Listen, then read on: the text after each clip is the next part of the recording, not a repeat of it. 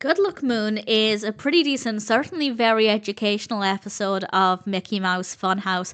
This is the second segment of the 15th episode of the third season, and there will be spoilers as I go through what happens and share some thoughts. I don't have too many thoughts with this one. There are things that I want to praise. There is nothing about it that doesn't work very well, and it's certainly beautifully animated.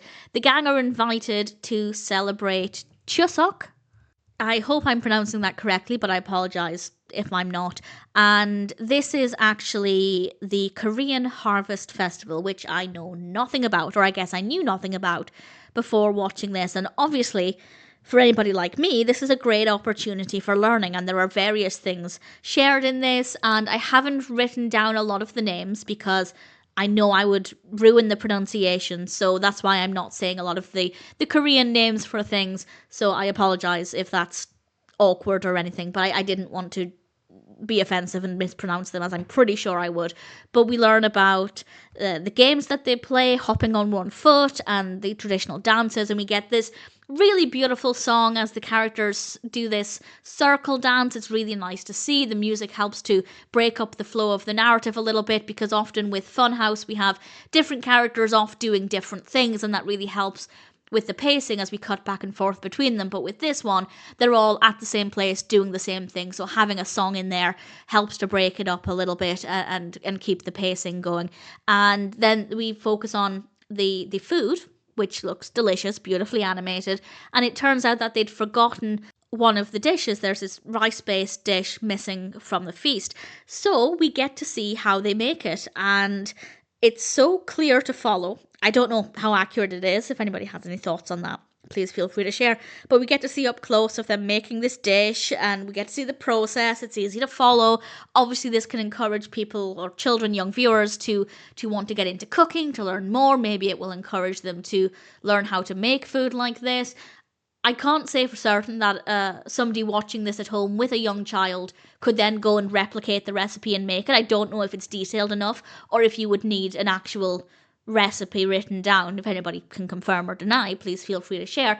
But certainly the steps in this were quite clear to follow. Everything seemed to make sense. The close-ups of the food being made, beautifully animated. It was a really engaging part of the episode. And then we get quite a moving moment as we look at this memorial altar, which made things a bit more meaningful. Obviously the dancing and the games are all great, but then it all comes down to remembering and also looking forward, as often is the case with harvests. And I think there are just a lot of different things happening to give it a lot of substance as an episode, but also making it clear that the Harvest Festival seems to be about different things, and everything comes together really nicely for what seems like a really great celebration, a really beautiful event. And that's basically where we end things. Everybody had a great time. It was problem-free. Obviously, the problem they had to overcome was the missing dish, but it wasn't really a huge problem because they just got to work making it, and that gave us a really good part of the episode. Beautifully animated. I learned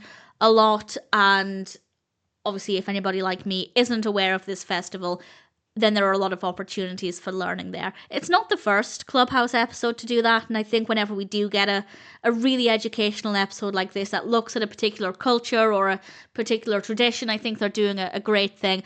Obviously, I can't vouch for the accuracy of any of the information in this. If anybody has any thoughts on that, or if there's anything you think was missing or anything that was maybe not quite accurate, I'd be very keen to hear that, but I don't have any reason to believe that that would be the case.